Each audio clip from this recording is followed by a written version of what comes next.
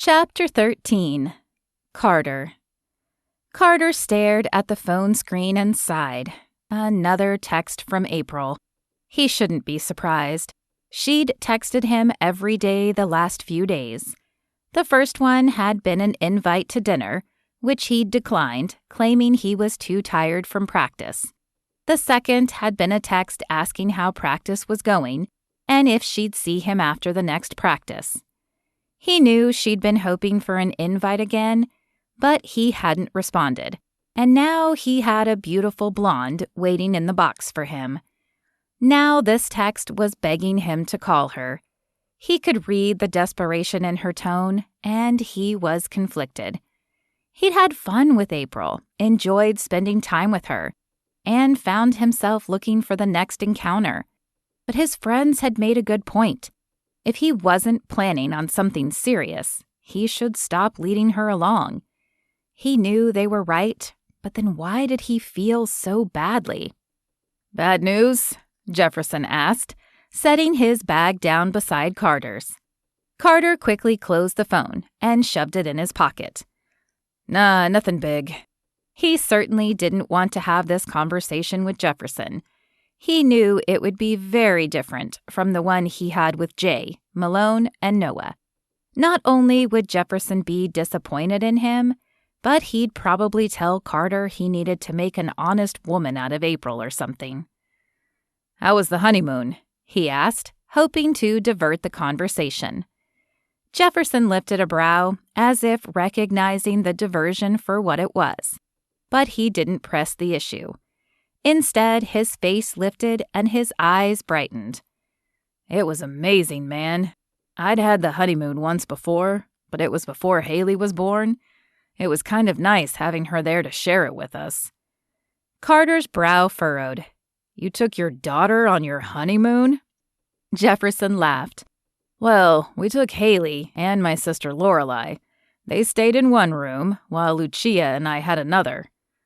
I was about to say, man, having your daughter there would sort of kill the vibe, you know?" Jefferson sighed and shook his head.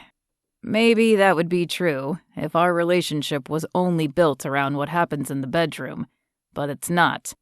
I enjoy the time I spend with Lucia and Haley outside the bedroom as much as I enjoy the time with just Lucia inside. When God is at the center of your relationship, every minute is enjoyable." "Yeah, I'll have to take your word on that one." Carter could not understand Jefferson's view. How on earth could sitting next to someone and watching a movie be as good as tangling between the sheets with them? Though if he thought about it, he could recall some of those moments with April. Moments when they were just laughing together and enjoying each other's company. "Are you still seeing April?" Jefferson asked, as if reading Carter's mind. Carter dropped his eyes to his bag and shoved the last few items in. No. She's fun and all, but I'm not ready to settle down, and I didn't want her to think it was serious." "But you liked hanging out with her?" Carter shrugged. "Sure, she was cool.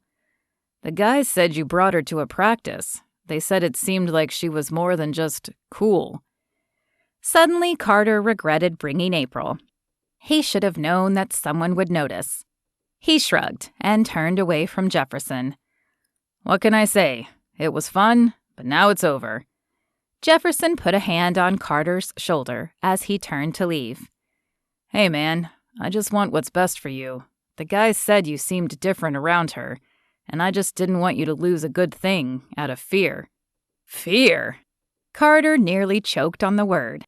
"What do I have to be afraid of?" Jefferson's eyes were serious as he held Carter's gaze.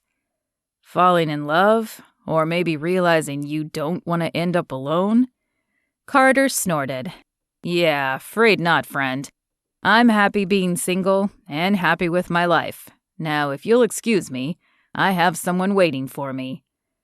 Before Jefferson could say anything else, Carter left the locker room. But Jefferson's words did not leave his mind. As he made his way up to the box, he wondered if Jefferson was right. Was he afraid of falling in love? Probably. He certainly hadn't had a relationship to look up to after his mother left. That certainly hadn't been love, nor had his father ever remarried. So he was clearly damaged in that area. But was it that big of a deal? He'd never thought so before, but now he wondered. He was young and famous now, but eventually he would age. His career would end, and he would age. Would he still be able to get women then the way he could now? Probably not. So, was he afraid of ending up alone? Carter speared a hand through his hair in frustration as he punched the elevator button. Why did Jefferson have to be like that? Inserting doubt where there had never been any before. Actually, this whole thing was Jefferson's fault. He was the one who'd suggested April to Carter in the first place. If he hadn't done that, Carter would have never met her and wouldn't feel like his life was turning upside down. The blonde he'd invited, dang it, now he'd forgotten her name, sashayed his direction with a flirty smile on her face. "You looked so good out there," she said, placing a manicured hand on his chest. "It was so exciting. Thank you for letting me see it up close." She leaned closer and lowered her voice to a sexy purr. "And personal." "You're welcome." His eyes didn't focus on her, though. Instead, they scanned the area behind her. He wasn't expecting to see April, but Lucia was bound to be there. And sure enough, as his eyes reached the far right of the room, she met his gaze. There was no anger on her face, but the disappointment blazing in her eyes was hard to miss. And he had no doubt that even though she was no longer living with April, she would pass the news of Carter's blonde friend along. "Come on, let's go," he said to the woman, whose hand was now moving appreciatively across his chest, as if trying to define each muscle. "Where are we going? Back to your place? Or mine?" A month ago, before April, he would have taken her up on that offer. But now he found that not only did he not want to go home with her, he also wanted to make sure Lucia knew that he didn't want to do that.